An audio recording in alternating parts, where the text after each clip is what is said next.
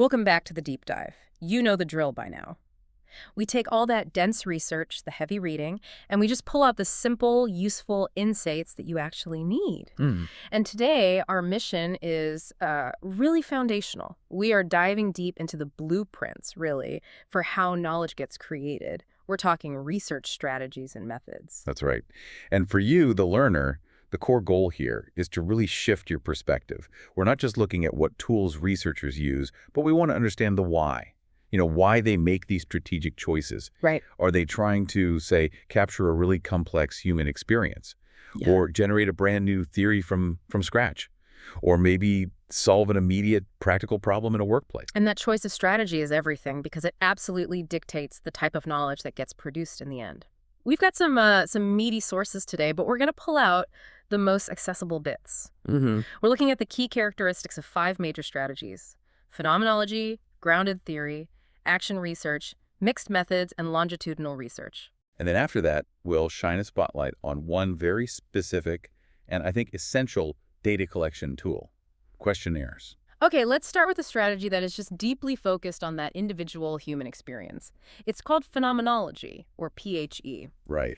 Now, when a researcher chooses this path, they are, and this is key, they are fundamentally not concerned with explaining the causes of things. And that's a huge shift from typical science, isn't it? It is, yeah. A huge shift. Instead of, chasing cause and effect, phenomenology tries to provide a really detailed, almost textured description of how things are experienced firsthand Ah, so by the people involved. by the people involved. It's all about stepping into someone else's reality to understand what that reality is actually like from their perspective. That makes a lot of sense. So it's focusing on perceptions of meaning, the nuances of attitudes and beliefs, and people's specific feelings, their emotions around a topic. Mm-mm. The goal, really, is seeing things through the eyes of others. And the sources mention something interesting here, that it's about reflecting multiple realities, not just one single objective truth. Yes, exactly. The phenomenologist recognizes that, two people can go through the exact same event and take away completely different meanings from it. And both of those meanings are valid. But how does a researcher do that? I mean, a researcher is human, right? They carry their own history, their own bias. How do they make sure they're reflecting those multiple realities without just, imposing their own lens on it? That is the central challenge, absolutely. And the answer really lies in the rigor of the description. The description itself. The description must not gloss over the complexities. It can't smooth out the contradictions that we all know inhabit real life. If an experience is messy and contradictory, then the description has to reflect that messiness. So you don't clean it up for the final report. You don't clean it up, no. The researcher's job is to distill the essence of the experience, but not sanitize it for convenience. And what's the payoff for all that hard work? Well, the benefits are pretty compelling because it focuses on these authentic accounts, Yeah. and it uses a very humanistic style. The results are often immediately accessible. They're interesting to a really wide range of readers. Right. Suits small-scale, deep-dive research perfectly, and it gives practitioners these tangible insights into really specific, complex phenomena. Okay, so if phenomenology describes experience, Mm-hmm. we pivot pretty sharply to our next one, grounded theory, or GT, which you said it generates theory. It generates them. Yeah. Yeah. This is where you don't start with a theory you want to test. You build one from the evidence up. It's like the ultimate intellectual engine for new ideas then. Instead of asking, does this old theory hold up? You're asking, what new theory just naturally emerges from this data? That's a great way to put it. And grounded theory emphasizes deep empirical field work and this need to link any explanations really closely to practical situations in the real world, like detective work. That's a perfect analogy. A detective doesn't start with a fully formed theory and then try to jam the evidence into it. No. They go into a situation, they collect all the raw data, and the explanation of the theory, it emerges organically from those facts. Yeah. That's a fundamental contrast with the typical hypothesis testing model we always hear about. And because it's so focused on building from the ground up, the sources note it's really well suited to a few kinds of research. So qualitative work, exploratory studies, research on human interaction, and just like phenomenology, smaller scale projects. And this emphasis on building is precisely why it favors specific types of data.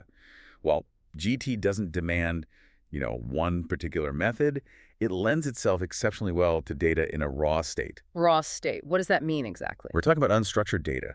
Things produced through open-ended questions, um, unstructured interviews, and really comprehensive field notes based on just pure observation. So why is that raw, unstructured data so vital here? What is it about that approach? It's trying to protect the theory from the researcher's own preconceived notions.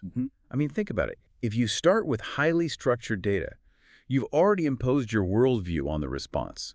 You've decided what's important. GT wants the categories and the concepts to emerge from the data itself.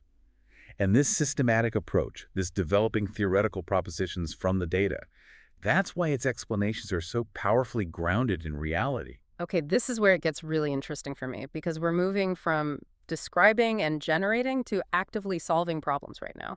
Let's talk about action research, or AR. Right. This strategy is just intensely practical. It's based on dealing with specific, real-world issues, concerns, problems, needs that come up as a routine part of, I don't know, a school or a business or a community. It's applied research with teeth. Yeah. The whole strategy is defined by its outcome. Yeah. It's all geared toward improving practice and resolving problems right now. And it has three crucial defining characteristics. First, obviously, it's aimed at dealing with immediate real-world problems. Second, and this I think is the key, it sees change as an integral part of the research. The act of investigating is not separate from the act of intervening. And third, it's concerned with active participants, not passive subjects. Action research is inherently collaborative. The people actually facing the problem, the practitioners, they are actively involved in defining the research, collecting the data, and implementing the solution. So it's research by the people, for the people. In a sense, yeah. It's interesting, though, that our sources say action researchers often prefer using questionnaires for data collection here, even though they can also use things like internal records or memos. Well, their preference for tools often reflects their need for efficiency and for structured feedback, especially when they're dealing with large groups of active participants. Right. But we should be mindful of the trade-offs there, which I think we can talk about later. Okay. But the benefits are really clear.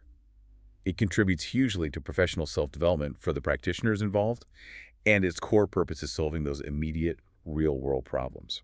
And that very practical, problem-focused mindset leads us really smoothly into mixed methods, or MM. This is where researchers just break down the traditional walls between research types. They deliberately combine methods from different traditions, usually qualitative and quantitative, all within a single project. It's the ultimate synthesis, really. It's basically saying the problem is bigger than any one methodology. And the sources highlight three characteristic features of MM.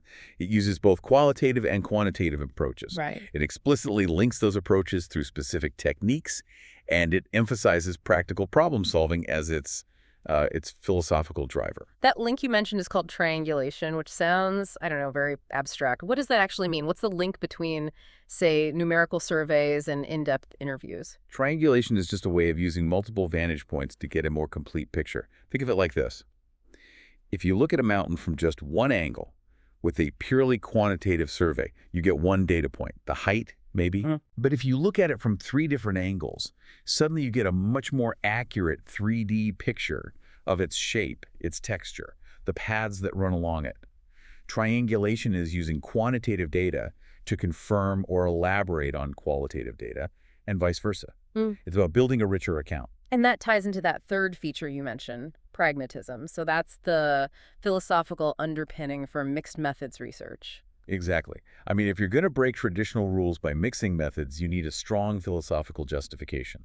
Pragmatism is that justification. And what are its core ideas? They're all rooted in utility. So knowledge is based on practical outcomes. Research should test what works through empirical inquiry. Knowledge is always provisional. It's always subject to change. And crucially, these traditional dualisms in science, like insisting on being purely qualitative or purely quantitative, they're just not helpful. Because the world isn't dualistic. The world itself isn't dualistic. Exactly. I do appreciate that willingness to break the mold. But if pragmatism lets us combine methods, is there a risk of just being, I don't know, methodologically sloppy? Or losing the philosophical rigor that a pure method demands? That is the necessary challenge, for sure. The goal isn't sloppiness, it's utility. Researchers use MM to compensate for the weaknesses that are inherent in any single method. Makes sense. So if a quantitative survey gives you breadth, but it lacks depth, you use qualitative interviews to provide that depth. The whole point is to improve accuracy, get a more complete picture, and aid the overall analysis. The biggest benefit is just a far more comprehensive account of whatever it is you're researching. Okay, now let's add another dimension. Let's add time. We shift now to the longitudinal research strategy. And this is basically a family of methods defined by one core requirement: gathering information about your target over a significant period of time. Right. You're moving from a snapshot to a movie. Exactly. And the criteria for a longitudinal investigation are really specific. Our sources say data has to be collected for 2 or more distinct periods. Yep. The subjects or the cases analyzed have to be the same or highly comparable from one period to the next, and the analysis must involve comparing data between those periods. That comparison is the absolute key. This design permits the measurement of differences or change in a variable at the micro level, Micro level. which means we can track how an individual or a specific group changes, not just how the population as a whole shifts. That makes the data so incredibly valuable, especially in fields like education or social development. You're not just seeing that, say, drug use declined. You're tracking the individual life paths of people who stopped using drugs. Precisely. Now, the sources list 4 types of longitudinal design. Can you help us quickly distinguish them? Certainly. So the most common are prospective studies, which is where you follow the same people forward in time. Okay, forward-looking. Then you have retrospective studies, which look back at a subject's past data, often using existing records. Backward-looking. Got it. Then you have repeated cross-sectional studies. They look at the same population type over time, but not necessarily the exact same individuals. So you're tracking a trend. You're tracking the trend, even if the faces change. And finally, simultaneous cross-sectional studies might compare 2 similar groups at the same point in time. But the underlying method supports a later longitudinal comparison. Okay, that clarity helps a lot. And the advantages seem pretty straightforward. You can measure micro-level change, you gain data across age groups, and practically speaking, it often saves money and time compared to constantly launching new, isolated studies. Exactly. The efficiency comes from that established relationship with the cohort, or from having a structured way of collecting the data already in place. Okay, let's shift gears completely. We've talked about the high-level blueprints, the strategies. It's time to put a spotlight on a specific, really essential data collection tool that all these strategies can use, but especially action research. Let's talk about questionnaires. Right. Questionnaires are those written instruments that present respondents with a series of questions or statements and require them to react either by writing out their answers or selecting from existing answers. And they are just incredibly popular. They're useful because they're versatile, they're easy to administer, and they are capable of gathering a huge amount of information very quickly. And importantly, they provide structured, often numerical data that is, and this is the key phrase, readily processable. That readily processable aspect is exactly why they appeal to researchers who need efficiency. However, because they seem so easy to deploy, people often, I think, underestimate the rigor that's required to develop a good questionnaire. Right. We noted 4 rigorous stages a researcher should follow. Why do you need that much planning for something that's supposed to be so easy? Because a poorly designed questionnaire just captures useless data. I mean, it's that simple. The first stage is to develop a chart technique to plan the sequences of questions to ensure a logical flow. Second, you have to take your general research purposes and draw them into concrete, measurable fields. You have to operationalize your abstract goal. So you move from the big idea to the specific thing you can actually measure. Precisely. Third, you identify and you itemize all the subsidiary topics related to that central purpose, making sure you cover all your bases. And fourth, only then at the very end do you formulate the specific information, the actual questions related to those different researched issues. This whole process ensures the tool is reliable and that it actually measures what you set out to measure. And of course, there are the different types. Oh, yes. And we should remember the 3 main types: structured, unstructured, and semi-structured, which all allow for, varying degrees of rigidity or flexibility in how people can answer. So after all that, what does this all mean? We started with this stack of pretty dense material, and now you really get the foundational difference between approaches like describing experience with phenomenology and generating theory with grounded theory. And choosing a strategy, whether it's for description generation or for immediate practical problem solving with action research, that is the ultimate decision that defines the entire outcome. Yeah, we've explored research as this dynamic process that moves from abstract thought to real-world engagement, and even spanning time with longitudinal designs. This knowledge of the strategies is the necessary context. It's what allows a researcher to move confidently from just an abstract question to a systematic, defensible answer. And this leads us right to this profound trade-off that we noticed across our sources. The material really emphasizes the high efficiency and the readily processable nature of questionnaires. It does. However, we also saw that a strategy like grounded theory requires raw, messy, unstructured, data-like detailed field notes to capture the full complexity and contradiction of reality. Right. So if action research often prioritizes the efficiency of a structured questionnaire to solve problems quickly, and grounded theory requires that extreme depth to build new understanding, it raises a really important question for you to think about. What critical insights about human experience might we be implicitly sacrificing in the name of speed and ready processability? That's the balance every learner in this field has to continually weigh.